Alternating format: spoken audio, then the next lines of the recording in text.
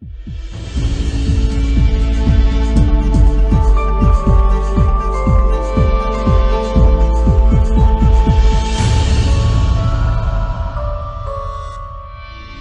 sabe, já pode ir abrindo comigo a sua Bíblia no livro de Daniel.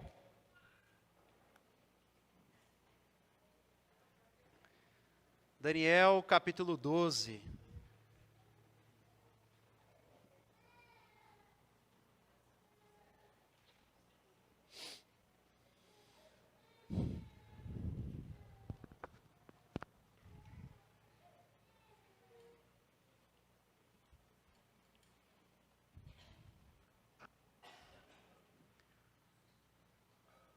Hoje, com a graça de Deus, nós estamos chegando ao fim dessa série de exposições no livro de Daniel, permanecendo fiel em um mundo infiel.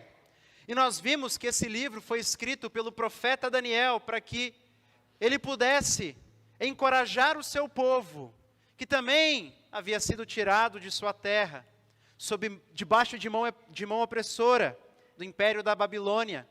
Daniel queria encorajar esse povo a permanecerem fiéis diante do Senhor, mesmo em meio a uma cultura e a um povo infiel, que não os conhecia, que não conhecia o Deus deles. Nós passamos pelo capítulo 1 e até o capítulo 6, nós vimos histórias maravilhosas.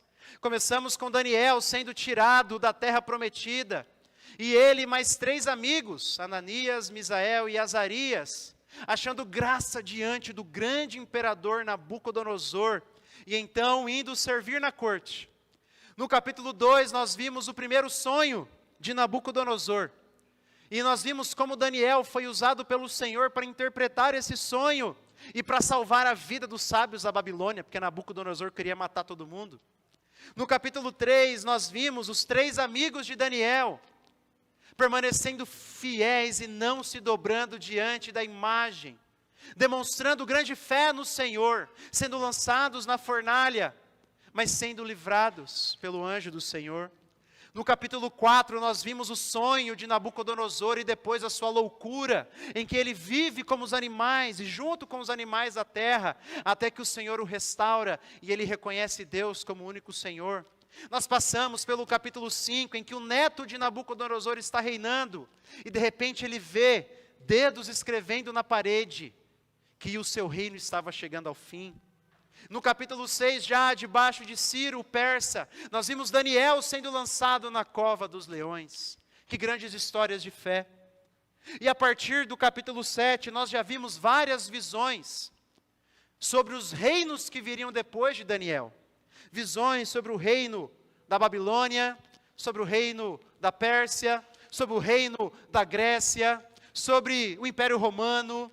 Depois também nós vimos ele falando sobre 2 impérios específicos, o reino dos Seleucidas, o reino dos Ptolomeus. E por fim, nós vimos Daniel enfatizando bastante um homem, Antíoco Epifânio, que perseguiu e destruiu terrivelmente o povo do Senhor, alguns anos antes de Cristo. E hoje nós chegamos no capítulo 12. E o capítulo 12, você deve se lembrar, ele é a continuação daquela visão que começou lá no capítulo 10. Lembram no capítulo 10, que Daniel ora, e então o anjo vem, tem uma guerra espiritual, mas ele consegue vir e entregar a Daniel uma visão. Nós vimos essa visão na semana passada, que ele fala dos reinos que viriam, fala do sofrimento do povo do Senhor. Nós vimos isso domingo passado. E agora então ele vai terminar. Agora ele vai terminar essa visão, mas também o livro todo. E ele vai concluir o ser glorioso que está dando a visão a Daniel. Ele vai pedir para que Daniel conclua e encerre o seu livro com as seguintes palavras que nós veremos agora. Vamos fazer a leitura. Daniel 12, versículo 1 diz assim: Nesse tempo, o ser glorioso ainda está dando a visão a Daniel. Se levantará Miguel, o grande príncipe, o defensor dos filhos do povo de Deus. E haverá tempo de angústia como nunca houve, desde que existem nações até aquele tempo. Mas, naquele tempo, o povo de Deus será salvo, todo aquele que for achado inscrito no livro. Muitos dos que dormem no pó da terra ressuscitarão, uns para a vida eterna, outros para a vergonha e horror eterno. Os que forem sábios resplandecerão como o fulgor do firmamento, e os que conduzirem muitos à justiça brilharão como as estrelas, sempre e eternamente. Quanto a você, Daniel, encerre as palavras e cele o livro até o tempo do fim. Muitos correrão de um lado para outro, e o saber se multiplicará. Então eu, Daniel, olhei, e eis que outros 2 estavam em pé às margens do rio, um de cada lado.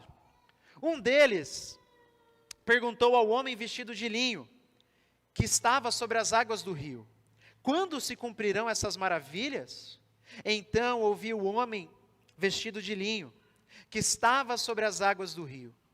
Ele levantou a mão direita e a esquerda ao céu, e jurou por aquele que vive eternamente, dizendo: passarão um tempo, tempos e metade de um tempo.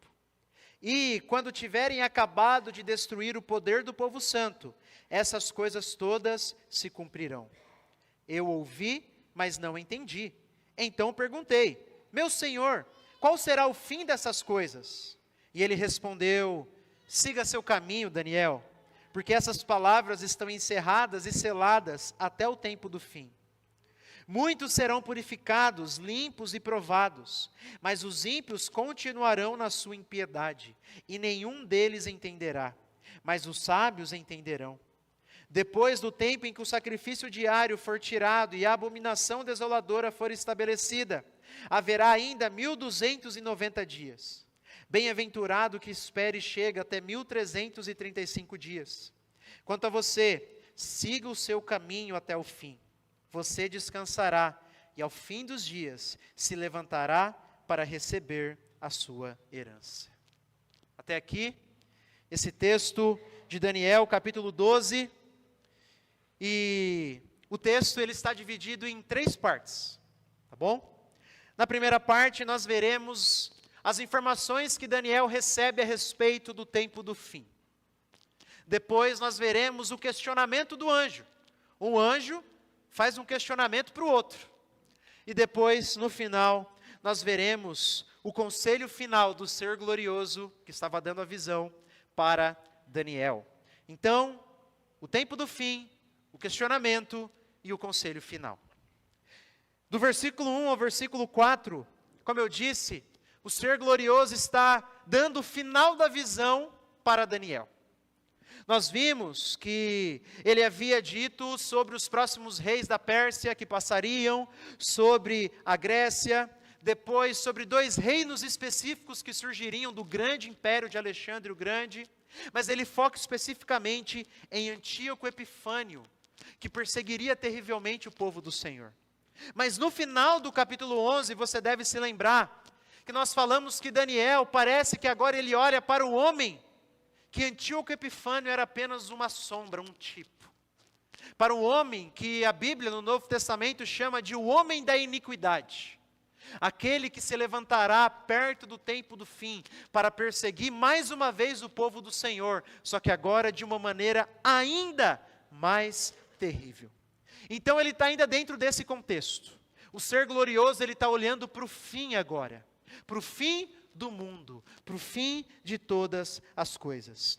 E o versículo 1, ele vai dizer que nesse tempo se levantará Miguel, o grande príncipe, o defensor dos filhos de Deus, e haverá tempo de angústia como nunca houve, desde que existem nações até aquele tempo. O povo de Deus sempre sofreu, você deve se lembrar. Desde o Antigo Testamento, o povo de Deus sempre sofreu. Jesus foi um homem de dores. A igreja sempre foi, em determinada região ou outra do mundo, perseguida. Você deve se lembrar que o apóstolo Paulo, apesar da Bíblia não dizer, mas a história nos diz que o apóstolo Paulo foi decapitado. Você também talvez se lembre que o apóstolo Pedro foi crucificado de cabeça para baixo. Mas antes disso, ele ainda viu a sua esposa sendo levada para o martírio. Você deve se lembrar que João, aquele que escreveu o Evangelho de João, as cartas de João e o Apocalipse, ele foi mergulhado em uma bacia de óleo fervendo para que pudesse morrer. Os discípulos de Jesus foram marcados por dores. E Jesus havia dito a eles que no mundo eles teriam aflições. E assim sempre foi, mesmo quando Constantino volta os seus olhos para o cristianismo, e depois de Constantino, a religião cristã se torna a religião oficial do Estado. Ainda assim, em outros lugares do mundo, os cristãos eram perseguidos. Assim é hoje, como nós acabamos de ver. Irmãos e irmãs que sofrem simplesmente por seguirem a Jesus. O povo de Deus sempre foi um povo que sofre. Sempre foi um povo hostilizado. Em alguns lugares mais do que outro, é verdade. Mas não importa quanto sofrimento o povo do Senhor passou. No tempo do fim, esse sofrimento será inigualável. Como nós vimos semana passada, né? Nada está tão ruim que não possa piorar. Ele diz, o texto diz, que haverá tempo de angústia como nunca houve. Como nunca houve. Será um tempo de extremo sofrimento. Mas, para o povo de Deus, mas não apenas de sofrimento. Porque ele diz no versículo 1, que Miguel se levantará, e muitos do povo do Senhor serão salvos. Você deve saber, Hebreus capítulo 1 diz que os anjos são espíritos ministradores enviados a serviço dos santos. Os anjos estão a serviço de Deus e a serviço do povo de Deus. Então, Miguel, um dos anjos, vai se levantar para também auxiliar o povo do Senhor nesse momento. E diz o texto que todo aquele que for achado inscrito no livro será salvo. Está aí no final do versículo 1. E que livro é esse? Existem alguns livros citados na Escritura. Mas provavelmente esse livro aqui se refere ao que Apocalipse chama de livro da vida. É aquele livro que talvez você se lembre. Jesus, ele envia 70, está lembrado? E dá autoridade a eles. E então eles voltam felizes. E aí eles dizem assim: mestre, até os demônios se submetem à nossa palavra. E aí Jesus fala assim para eles: vocês não têm que se alegrar porque os espíritos malignos se submetem a vocês. Mas se alegrem, por quê? O nome de vocês está escrito nos céus. Apocalipse 20, 15, fala que somente aqueles que têm o nome escrito no livro da vida é que entrarão nos novos céus e na nova terra. Então provavelmente é desse livro aqui que o ser glorioso está falando. E naquele dia, naquele tempo terrível, somente o povo do Senhor será salvo. Somente aquele que tem o seu nome escrito no livro da vida. E o versículo 2 agora ele nos traz uma informação nova no livro de Daniel. Porque ele diz assim, olha comigo: muitos dos que dormem no pó da terra ressuscitarão. Se você estava aqui no ano passado, quando nós fizemos a exposição de 1 Coríntios, você deve se lembrar que quando chegamos no capítulo 15, nós vimos bastante sobre a ressurreição. Bastante. Mas não, a ressurreição não é uma doutrina apenas do Novo Testamento. A ressurreição dos corpos, a ressurreição dos filhos de Deus é uma doutrina desde o Antigo Testamento. E aqui Daniel, ele nos dá um detalhe importante. Ele diz muitos.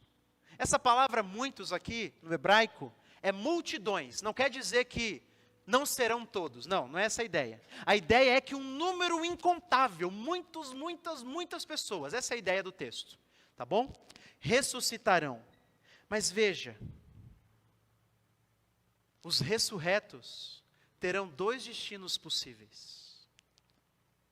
Diz o texto que uns irão para a vida eterna.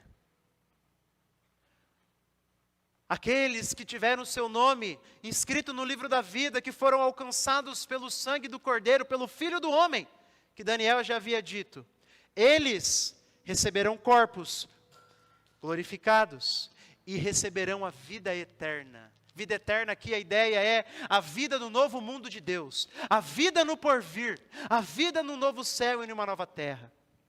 Mas o texto diz assim, que os outros ressuscitarão para vergonha e horror, o que está escrito aí? Eterna. Ou seja, não serão apenas os crentes que ressuscitarão. Todos ressuscitarão. Mas alguns entrarão no reino de Deus. Outros serão lançados no lago de fogo, como diz as Escrituras, para vergonha e horror eterno. E a palavra horror aqui, meu irmão, ela é uma palavra muito, assim, difícil, se eu posso usar essa palavra. Porque a ideia parece ser que o destino daqueles que não têm o nome escrito no livro da vida é tão terrível que causa horror. É horror em quem está olhando. A ideia parece ser que eles não receberão corpos glorificados. Corpo glorificado é para aquele que seguiu o Senhor. Mas eles receberão algo que será um horror para quem olha. E isso por toda a eternidade, é o que diz o texto. Eu sei que parece doloroso, eu sei que parece terrível, inclusive em tempos como o nosso. Mas, entre os meus sentimentos, as minhas preferências e a palavra do Senhor, eu tenho que ficar com a palavra do Senhor. E a palavra do Senhor é muito clara, que a punição para aqueles que não se submetem ao próprio Deus é a punição eterna. Quanto maior o crime, maior ou assim deveria ser a punição, não é? Quanto maior o crime, maior é a punição. Quanto mais digna, por assim dizer, aquela pessoa, maior é a punição. Uma coisa é você cometer um crime contra um adulto, outra coisa é contra alguém indefeso como uma criança. Uma coisa muito diferente ainda, com peso muito maior, é você pecar e viver uma vida em pecado, pecando contra o Deus glorioso e eterno. A punição, segundo as Escrituras, também será eterna. Então todos ressuscitarão, multidões ressuscitarão no último dia. Mas alguns ouvirão, vindes benditos de meu Pai. E outros ouvirão, apartai-vos de mim, não vos conheço. E o versículo 3 continua. Ele diz que os que forem sábios resplandecerão como o fulgor do firmamento. E os que conduzirem muitos à justiça brilharão como as estrelas, sempre e eternamente. Então aqui é uma linguagem para dizer que os crentes, os que têm o nome escrito no livro da vida, eles receberão algo tão glorioso que será como as estrelas no céu. Ele está fazendo uma comparação muito clara para nós. O céu de Foz do Iguaçu ainda é muito bonito. Ainda dá para você, dependendo do lugar, olhar. Mas nada é comparado, como naquele tempo, né, que não tinha muita iluminação pública, você ir para o meio de um sítio e você olhar para o céu, não é? É glorioso, é esplendoroso. O ser glorioso aqui, o anjo diz a Daniel que o futuro dos filhos de Deus é tão glorioso quanto você olhar para as estrelas no céu. É algo maravilhoso, e isso eternamente. E isso eternamente. E perceba que ele, no versículo 3, ele diz assim, né? Os que forem sábios. Ele chama os crentes aqui com uma palavra muito específica, sábios. E a ideia aqui é nos lembrar de Daniel. Ele que era um sábio. Ou seja, os que forem parecidos com Daniel, que permaneceram fiéis em meio a um mundo infiel, e que conduziram muitos à justiça, diz o texto, ou seja, que ainda testemunharam do Senhor. Esses são os crentes. Todo crente é alguém que, teoricamente, o crente verdadeiro é sábio espiritualmente, porque ele sabe que essas palavras são verdadeiras e vive de acordo com elas. E além disso, ele testemunha por meio da sua vida e por meio das suas palavras, da obra do Senhor. É desse tipo de gente que o ser glorioso está falando para Daniel. E isso, meu irmão, esse futuro glorioso, ele diz ali no final do versículo 3, sempre e eternamente. Veja como ele enfatiza. O futuro glorioso que nos espera será eterno. sempre e eternamente, experimentando a alegria daquilo que Deus nos dará. E ele encerra essa primeira parte no versículo 4, dizendo: quanto a você, Daniel, encerre as palavras e cele o livro até o tempo do fim. Muitos correrão de um lado para o outro, e o saber se multiplicará. Então o anjo diz assim: Daniel, o livro acabou, chega, encerrou. Cele o livro. E a ideia provavelmente é um costume que tinha na Pérsia, de que quando você tornava um livro público, você antes fazia uma cópia dele e o guardava e o selava. Para quê? Para que ele pudesse ser preservado. A gente já falou disso antes, que Daniel já havia recebido essa instrução. Então, o Ser Glorioso diz para Daniel se certificar de que o livro dele seria guardado, porque nos últimos dias as pessoas voltariam a olhar para as profecias de Daniel, porque fala sobre o fim. Então, essa é a primeira parte do texto, em que ele dá alguns detalhes sobre o tempo do fim. Mas agora nós veremos o questionamento de um anjo. Porque no versículo 5, no versículo 6, diz que Daniel, ele viu outros dois seres. Não é o que diz o texto? Ele viu outros dois anjos, às margens do rio.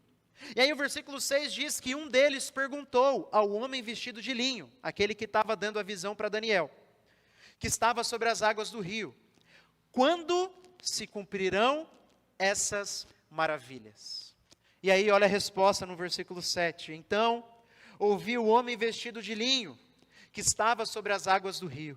Ele levantou a mão direita e a esquerda ao céu, e jurou por aquele que vive eternamente, dizendo: passarão um tempo, tempos e metade de um tempo.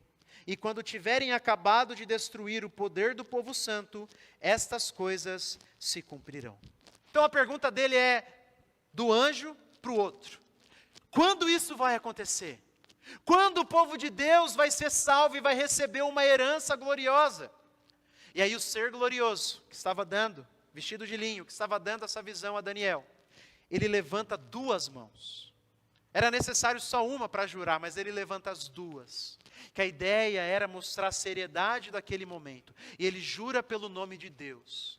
Ele diz que passaria tempo, tempos, ou 2 tempos, talvez na sua tradução, e metade de um tempo. Ou seja, 3 tempos e meio. E meu irmão, minha irmã, que negócio complicado. Olha o versículo 8, pertence ao próximo ponto, mas olha o versículo 8. Eu, Daniel, ouvi, mas não entendi. Eu li esse texto e falei: se Daniel, em toda a sua glória, ouviu isso e não entendeu, e eu? Daniel, que era sábio, que tinha visão, que estudou, era versado na sabedoria, ele viu e não entendeu? Quem dirá meros mortais, como eu, como nós? Mas assim, eu não posso só chegar e falar isso, né? Tem que tentar estudar o texto. E essa expressão nós já vimos em capítulos anteriores. Nós já vimos isso. Alguns pensam que se refere a anos. Tempo, 1 ano, 2 tempos, 2 anos, e aí meio tempo, meio ano. Somando tudo aí, 3 anos e meio. Só que o texto não fala em anos. O texto não fala exatamente qual é esse período. Ele não fala. A palavra em hebraica, tempo, é um tempo determinado. A gente não sabe a duração dele. Alguns dizem que 3,5 é para comparar com o número 7. 7 é o número de completude. Não apenas de perfeição, mas a ideia de algo completo. Então, 3,5, tempo, 2 tempos e metade de um tempo, passa-se a ideia assim: olha, vai ser breve. Não vai ser um tempo cheio, assim, um tempo perfeito, um tempo completo, mas vai ser metade disso, vai ser breve. Eu não sei. Outros dizem que a ideia é que Deus vai destruir o poder do homem da iniquidade no seu auge. Porque veja, 1 tempo, 2 tempos, você espera vir 3 tempos. Mas não, agora vem apenas meio tempo. Então, o poder está subindo e Deus vem e quebra no meio. Eu não sei, mas de uma coisa eu sei.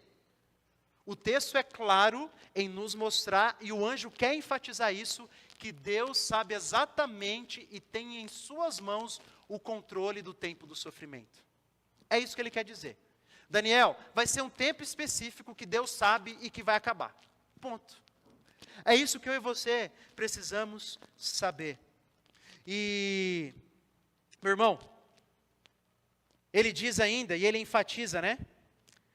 Final do versículo 7. E quando tiverem acabado de destruir o poder do povo santo, essas coisas se cumprirão. Então, bem no fim, quando já tiver praticamente destruído o poder do povo do Senhor, aí essas coisas vão acontecer. Então, provavelmente essa é a ideia, né, que bem no seu auge, Deus acabará com o mal e trará salvação ao seu povo. Então, essa é a resposta que se dá ao anjo. Um anjo falando para o outro aqui. Vai haver um tempo de muito sofrimento para o povo de Deus, mas não se preocupa. Esse tempo é controlado pelo Senhor. E então virá a grande salvação. E depois de dizer isso sob juramento, a partir do versículo 8, nós vemos o conselho final para Daniel. E Daniel, ele diz que ele ouviu, mas não entendeu. Então, ele perguntou, né? Meu Senhor, qual será o fim destas coisas? Como que isso vai acabar? Como serão os estágios finais disso tudo? E aí no versículo 9, o ser glorioso diz assim, ele respondeu, siga seu caminho, Daniel, porque essas palavras estão encerradas e seladas até o tempo do fim. O anjo está dizendo assim, Daniel, não se preocupe com mais nada. Não precisa ficar conjecturando sobre outros detalhes. Se contente com aquilo que foi revelado. É isso que o anjo está dizendo para Daniel aqui. Essas palavras, Daniel, estão encerradas e seladas. Acabou, Daniel. Não fique preocupado com outros detalhes que não foram revelados. Meu irmão, isso é interessante porque é um alerta para nós. Daniel não soube tudo do fim. Não soube. E o anjo ordenou a Daniel a se preocupar com aquilo que já tinha sido revelado, indiretamente. Daniel, não se preocupe com essas coisas, o livro já encerrou, olha para o livro. Muitos cristãos, às vezes, ficam fissurados pelo fim do mundo, que eles ultrapassam todos os limites, sejam bíblicos, sejam racionais. Ficam tão fissurados. Irmãos, tem coisas que não nos compete saber.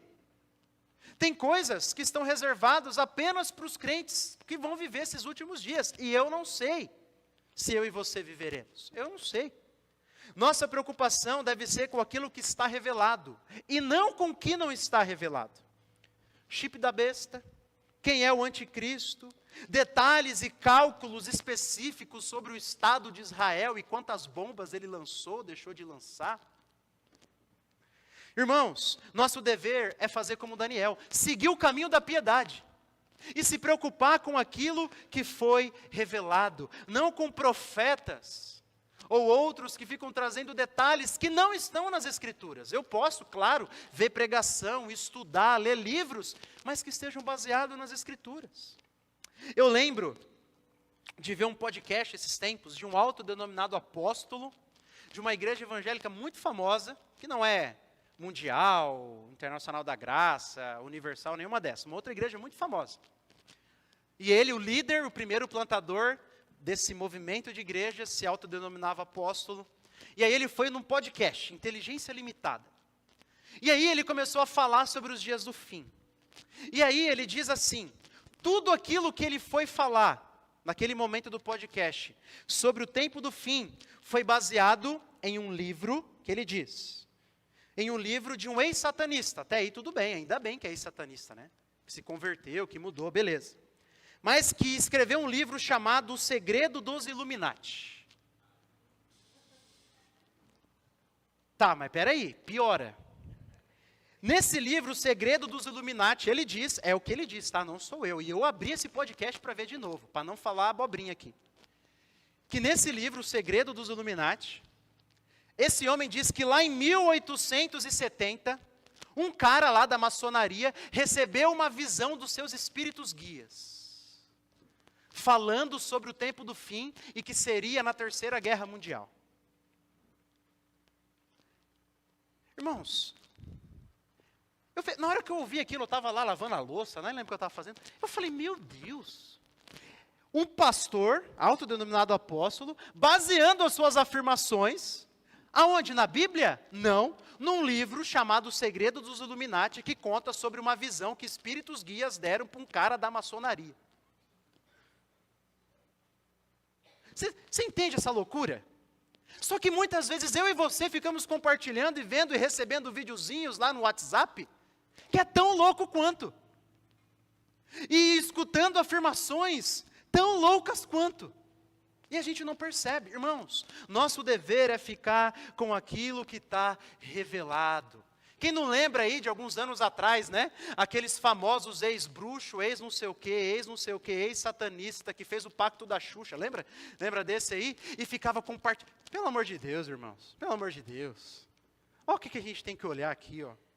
É o anjo que falou isso para Daniel. Eu não preciso ficar lendo apóstolo, profeta, novas revelações, Ellen White, ou seja lá quem for, que fica trazendo visão do fim. Eu preciso ler isso aqui, ó. E se eu for ler um livro, que seja baseado nisso aqui, ó, nas Escrituras. Então, tomemos cuidado, sejamos sensatos e bíblicos, para estudar sobre o tempo do fim. E aí, depois de dizer isso para Daniel, dizer, Daniel, cara, não se preocupa com isso, tá? Olha o que ele diz ali, ó. Versículo 10.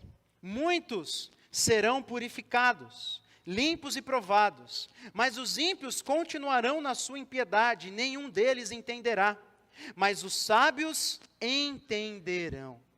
Então, o Ser Glorioso diz que no sofrimento futuro, o povo de Deus será purificado, provado, santificado. A Bíblia nos ensina isso, não é? Que o sofrimento é como a fornalha que purifica a nossa fé. Que assim como o fogo purifica as pedras preciosas, o Senhor usa do sofrimento para purificar o seu povo. O Senhor usa das tribulações para fazer os nossos joelhos se dobrarem mais. O Senhor usa das nossas angústias para que a gente passe a voltar os nossos olhos somente para Ele. E não será diferente no tempo do fim. Mas os ímpios, diz o texto, os ímpios continuarão em sua impiedade, mesmo em meio ao sofrimento. Isso aqui é interessante, meu irmão. Sabe por quê? Porque às vezes a gente tem uma visão que lá no inferno, as pessoas condenadas, elas vão ficar chorando, arrependidas por aquilo que elas fizeram. Mas não é o ensino bíblico. Apocalipse 16, versículo 10, você não precisa abrir, mas eu posso ler para você, diz assim, que o quinto anjo derramou a sua taça sobre o trono da besta. O reino da besta ficou em trevas e as pessoas mordiam a língua por causa da dor que sentiam e blasfemavam contra o Deus do céu por causa das angústias e das úlceras que sofriam, porém não se arrependeram de suas obras. Quando o texto de Apocalipse fala sobre vários tipos de sofrimento que atinge o mundo, não apenas o povo de Deus. Quando a ira do Cordeiro vem, as pessoas não se convertem, está lá em Apocalipse. Elas ficam ainda mais bravas com Deus. Elas ficam ainda mais iradas com Deus. Isso é uma mostra da terrível condição do coração humano. O coração humano é tão duro, meu irmão, é tão duro, que nem mesmo um grande sofrimento pode convertê-lo, a não ser que o Senhor intervenha. A não ser que o Senhor intervenha. É por isso que nós cremos que só o Senhor pode quebrar um coração. Só o Senhor pode quebrar um coração. Para um homem, para uma mulher, é impossível. E há uma diferença entre os crentes e os ímpios. Perceba que ele diz que nenhum deles, final do versículo 10, dos ímpios entenderá, mas os sábios entenderão. Os sábios terão discernimento espiritual. Eles saberão o que está acontecendo. Eles se apropriarão das promessas do Senhor, olharão para elas e viverão as suas vidas por meio dela. Mas os ímpios não. Os ímpios não. E agora nós vemos versículo 11 e 12.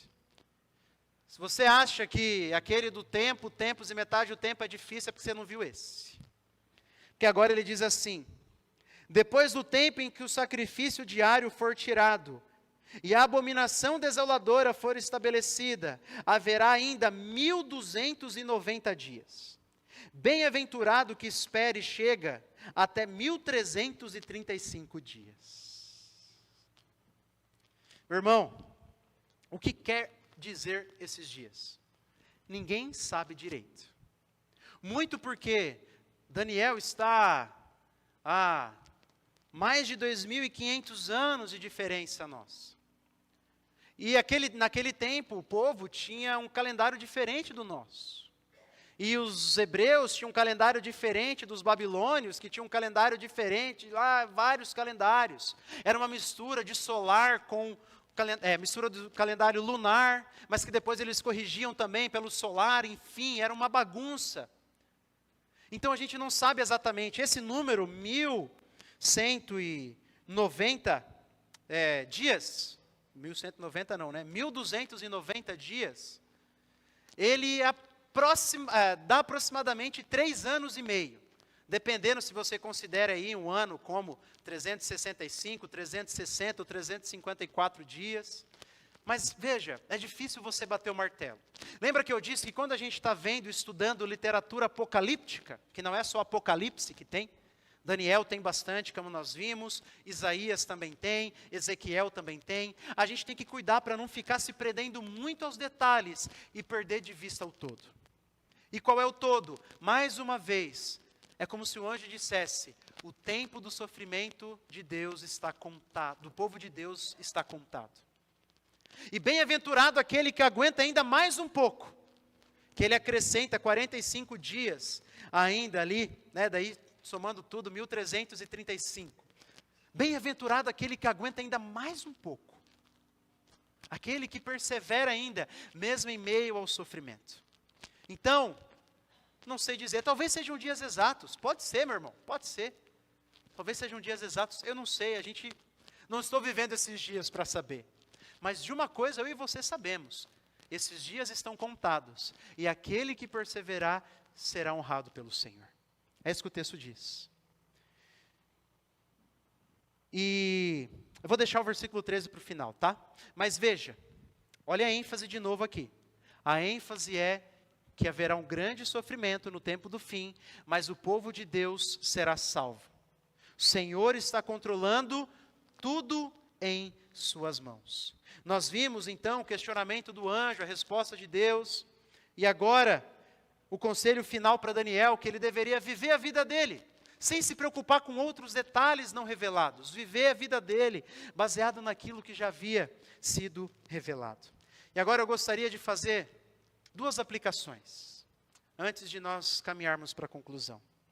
A primeira aplicação, meu irmão, é: viva com a perspectiva da eternidade. Você consegue perceber uma ênfase sutil do texto? Quando ele diz que o anjo levanta suas 2 mãos e jura, ele diz que ele jura por aquele que vive, o que diz o texto? Versículo 7, por aquele que vive eternamente. Lá no versículo 2, quando ele diz que alguns ressuscitarão para a vida eterna e outros para o horror eterno, perceba a palavra que se repete? Vida eterna. Horror eterno. Horror e vergonha eterna. Esse texto está nos chamando, meu irmão, a lembrarmos e a trazer diante dos nossos olhos a perspectiva da eternidade. Esse texto está nos lembrando que a eternidade é uma realidade. E que nós temos que viver a nossa vida com essa perspectiva. Se esse texto está correto, meu irmão, e nós cremos que ele está correto, é claro, é a palavra de Deus. Nossos 70 ou 80 anos, quando muito nessa terra, não passam de uma fração perto de toda a nossa história. Não passa de um sopro no vento. Temos uma eternidade à nossa frente e isso precisa mudar a nossa maneira de viver. Porque a maneira como nós vivemos essa vida aqui vai ditar aonde nós passaremos a eternidade. Nós deveríamos ter a perspectiva da eternidade, por exemplo, cravada em nosso coração, na maneira como nós criamos os nossos filhos. Viver com a perspectiva da eternidade, a criação dos nossos filhos, é nos lembrarmos que eles são pessoas que viverão para sempre. E que a vida deles nessa terra é uma vida muito limitada, perto da eternidade que eles terão. E filho de crente não nasce crente. E às vezes nós gastamos mais da nossa vida como pai e como mãe para fazerem nossos filhos bons profissionais, criancinhas educadas, mas dedicamos isso aqui para inculcar na mente deles a eternidade. Pare para pensar na sua vida como pai e como mãe, agora. Será que você está ensinando aos seus filhos que eles têm uma eternidade pela frente? E existem 2 caminhos possíveis para eles? Se eu não abro a boca para falar com meu filho sobre a eternidade, o que é que eu estou comunicando para ele? Que eternidade não importa. Se as minhas cobranças aos meus filhos se limitam, basicamente, acima de tudo, à educação e ao estudo, como geralmente é, o que isso comunica a eles? Que a identidade deles está ligada ao que eles podem fazer. É claro que eles têm que ser cobrados disso, é óbvio. Mas será que eu, como pai e como mãe, estou me esforçando para mostrar a ele que as coisas eternas são mais importantes, muito mais importantes, do que o aqui e o agora? Se eu não tenho um compromisso com a igreja, o que é que eu estou comunicando ao meu filho, à minha filha? Que as coisas eternas não importam. Se eu tenho uma Bíblia que fica parada lá na estante e não abro, para o meu filho e para a minha filha, o que é que isso comunica a eles? Diz para mim, meu irmão, que a eternidade não importa. Isso deveria mudar a nossa maneira de olhar para as pessoas. Irmão, cada pessoa nesse mundo é alguém que tem uma eternidade pela frente, com 2 caminhos apenas.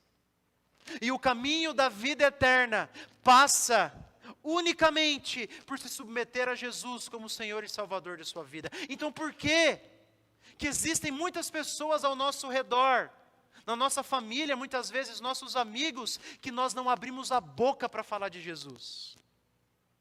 Sabe por quê? Porque no fim, nós não vivemos com a perspectiva da eternidade. Às vezes a gente nem crê direito nesse negócio. Porque se crêssemos e vivêssemos sob a ótica do que Daniel disse agora, do que o Senhor Glorioso disse para Daniel, que existem 2 destinos eternos, eu te garanto que eu e você, eu também, seríamos muito mais diligentes em nossa vida de evangelismo. Muito mais. Muito mais. Isso deveria mudar nossas prioridades. C.S. Lewis dizem que ele tem uma frase, que tudo que não é eterno é eternamente inútil. Tudo que não é eterno é eternamente inútil. Tudo aquilo que não é ordenado pelo Senhor e que não está baseado na palavra do Senhor e que a Bíblia diz que eu devo gastar tempo, é inútil. Veja, nós hoje somos um exemplo aqui, somos viciados em lazer, viciados em recompensa barata. Você está cansado de saber aí que o Instagram, o YouTube e as redes sociais, o TikTok, foram moldadas e feitas justamente para isso, Para termos recompensas baratas e rápidas. E a gente está viciado nisso. A gente quer as coisas para ontem. Pastor John Piper tem uma frase que diz que uma das maiores utilidades das redes sociais será provar no último dia que a falta de oração não era por falta de tempo.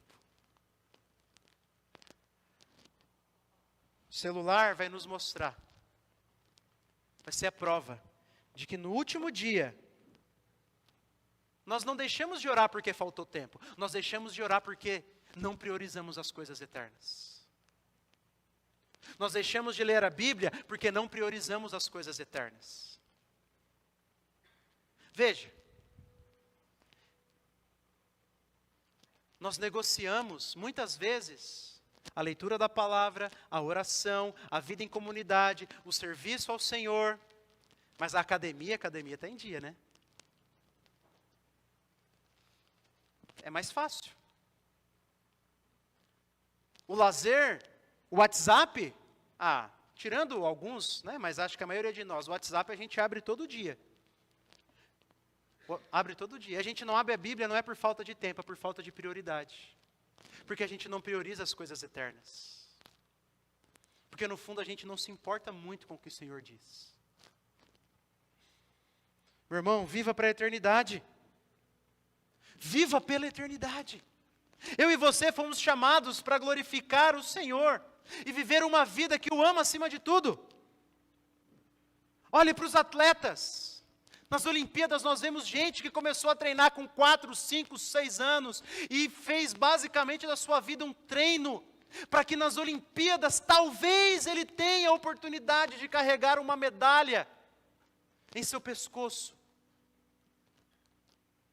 Eu e você não deveríamos fazer muito mais pelas coisas eternas? Pelas coisas eternas. Nós passaremos a eternidade das eternidades aprendendo mais de Deus. E nunca aprenderemos o suficiente. Ele é eterno. Sempre haverá algo novo. Sempre haverá algo glorioso a mais para aprender do Senhor. Eu passarei a eternidade conhecendo o meu Senhor, se deleitando em meu Senhor. A pergunta é, por que é que então eu não começo a fazer isso agora? Porque no fundo, ou eu não o conheço verdadeiramente, ou eu não priorizo a eternidade. Eu não vivo com a perspectiva da eternidade. Adolescentes, escutem aqui. Eu sei que jogar videogame é maravilhoso. Eu amo jogar videogame. Eu queria dar de 1 ano para o meu filho, presente de aniversário de 1 ano videogame. Mas a minha esposa não achou uma boa ideia. Mas veja, é maravilhoso você jogar um jogo. Mas muito mais maravilhoso é você dobrar os seus joelhos em oração diante do Senhor e experimentá-lo. É maravilhoso, moça, você sair com as suas amigas e ter maquiagem, e ter uma roupa muito bonita, mas muito mais maravilhoso é você conviver com o povo do Senhor. Eu e você fomos feitos para coisas maiores. Eu e você fomos feitos para coisas maiores. Homem, mulher, foi Jesus quem disse, não passe a sua vida juntando tesouros na terra. Passe a sua vida juntando tesouros aonde? No céu. Mas aonde eu e você gastamos mais tempo? Faz agora essa reflexão aí. Juntar tesouro no céu é obedecer ao Senhor, é estar junto com o povo do Senhor, é estar orando ao Senhor. Mas não. Viva com a perspectiva da eternidade. Meu irmão, gaste a sua vida pelo Senhor. Viva pelo Senhor. Há um destino eterno na nossa frente. Mas há uma segunda aplicação que eu gostaria de fazer. Meu irmão, minha irmã, avalie a sua vida espiritual. Essa é a segunda aplicação. Você percebe como Daniel chama os crentes de sábios? Na verdade, o ser glorioso, né? Chama os crentes de sábios.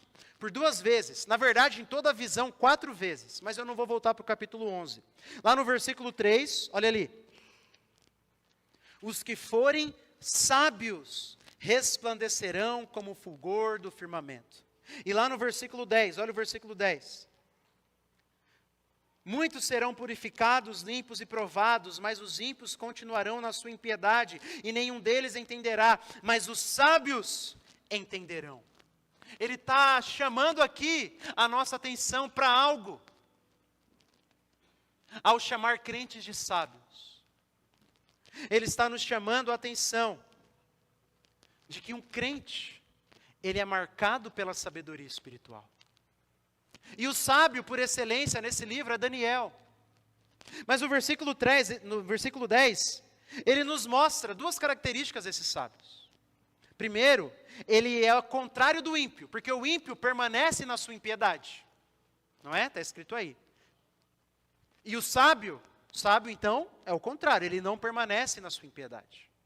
E além disso, diz o texto que os sábios entenderão. Entenderão o quê? As palavras do Senhor.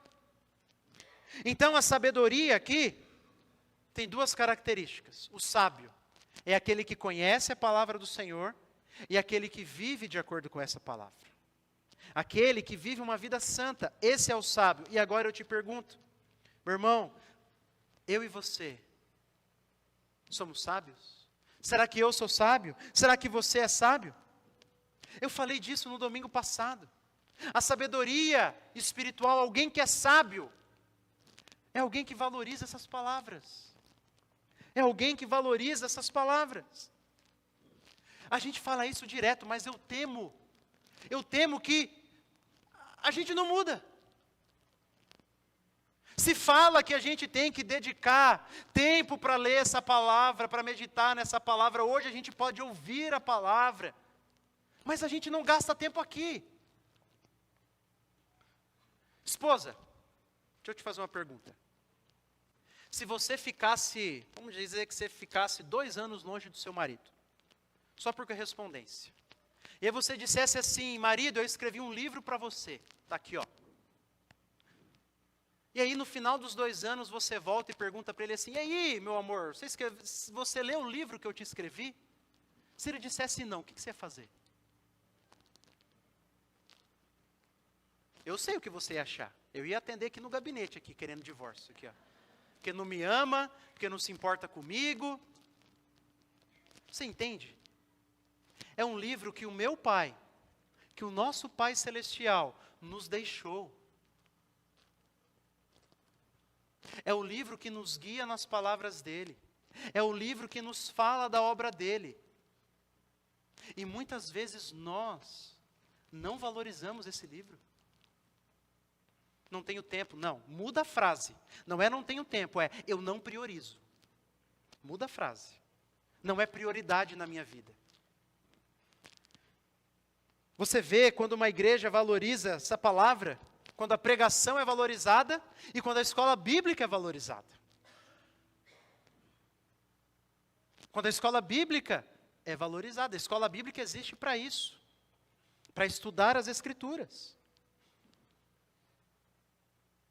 Por que muitos irmãos não participam? Eu sei que alguns têm bons motivos. Mas será que a gente já sabe tudo da Bíblia? Será que não vale o meu amor pelas Escrituras? Será que não deve aumentar meu amor e conhecimento pela Escritura? Mas não apenas isso. O sábio não apenas tem um apreço pela palavra do Senhor. O sábio, ele vive de acordo com essa palavra, meu irmão. Jesus foi quem disse: aquele que tem os meus mandamentos e os guarda, esse é o que me ama.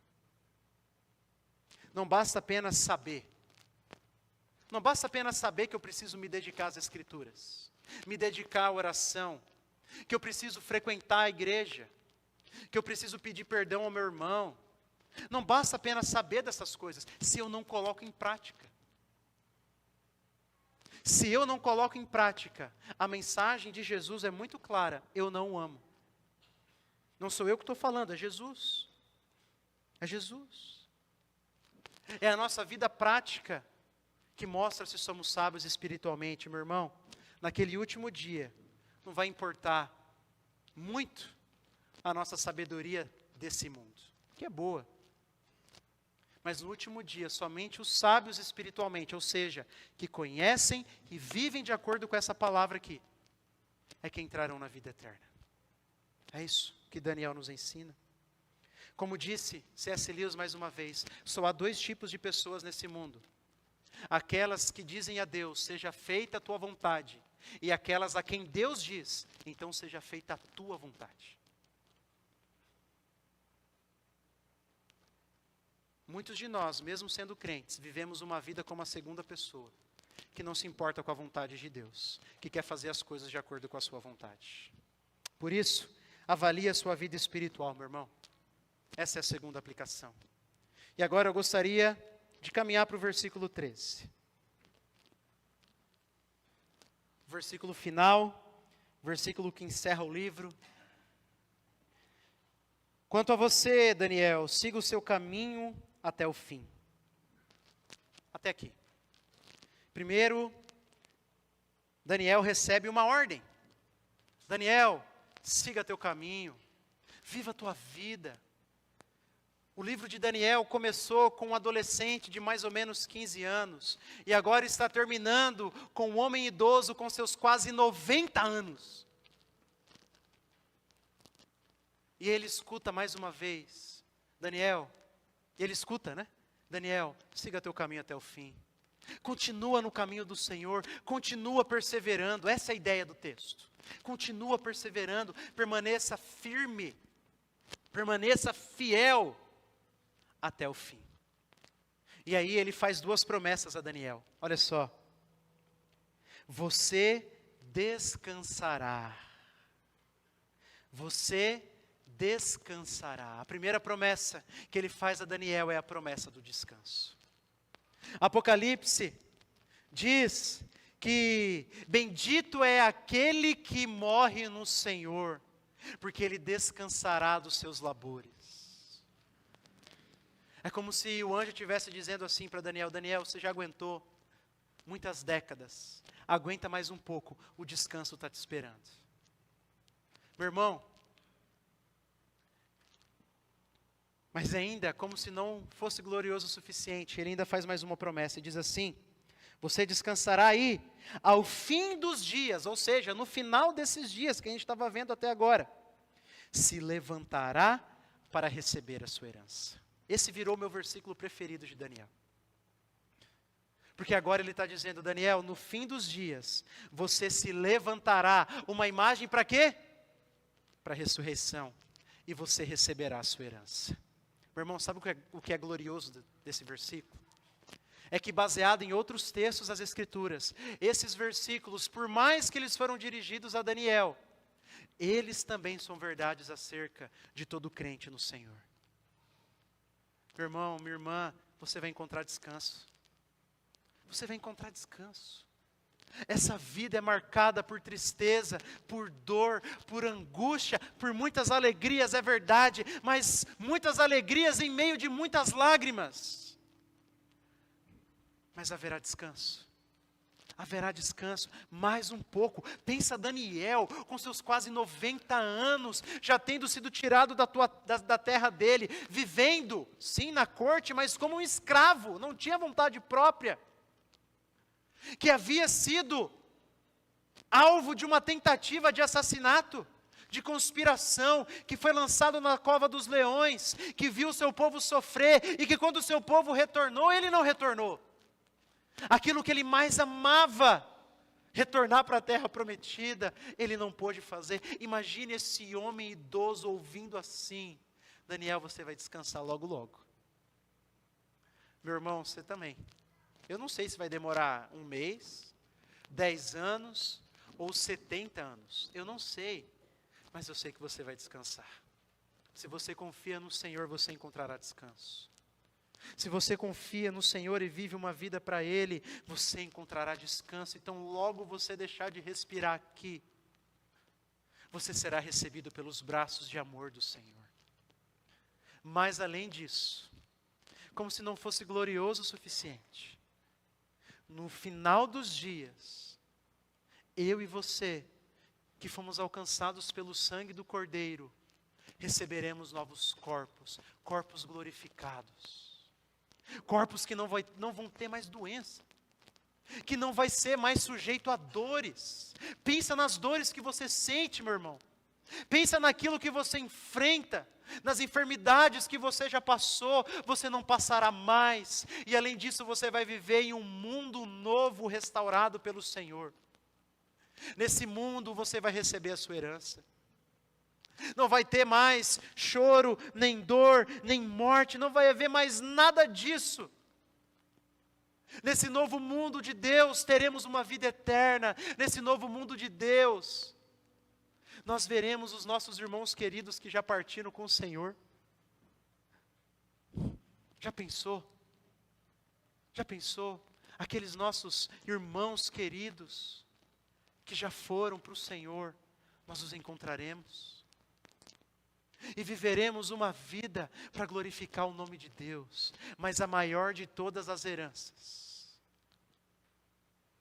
a maior de todas as heranças, é que naquele último dia, nós receberemos o abraço do nosso Senhor. Todas as nossas lágrimas serão enxugadas, e viveremos uma vida aos pés daquele que tanto nos amou.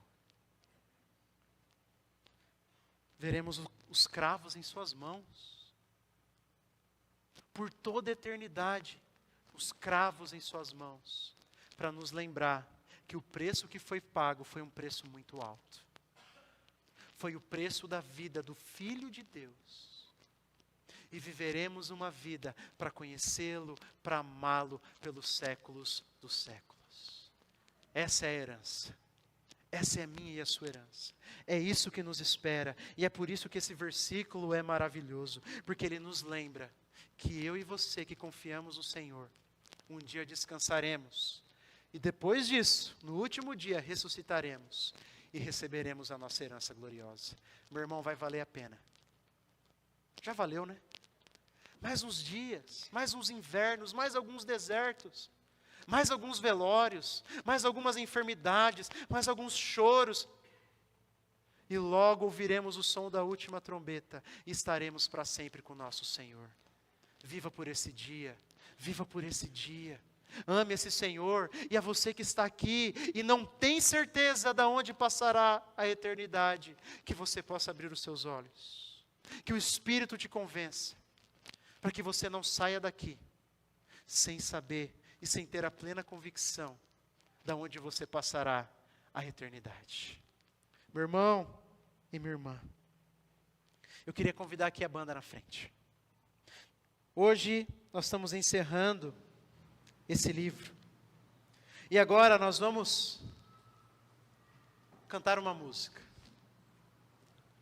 Uma música que nos lembra da nossa eterna esperança. Da nossa eterna esperança. Nós somos muito mais privilegiados que Daniel, sabia? Porque Daniel, ele só pôde ver algumas profecias. Nós as vimos sendo cumpridas. A nossa esperança tem um nome, o nome dela é Jesus. Daniel, por mais que viu muitas coisas e teve muitas experiências com o Senhor, ele não conhecia a vida de Jesus. Ele não conheceu a obra de Jesus. Eu e você conhecemos. E é por isso que a nossa esperança na vida e na morte é Jesus Cristo. Pode vir doença, pode vir morte, pode vir luto, pode vir o inferno. Jesus está conosco. Ele é a nossa esperança.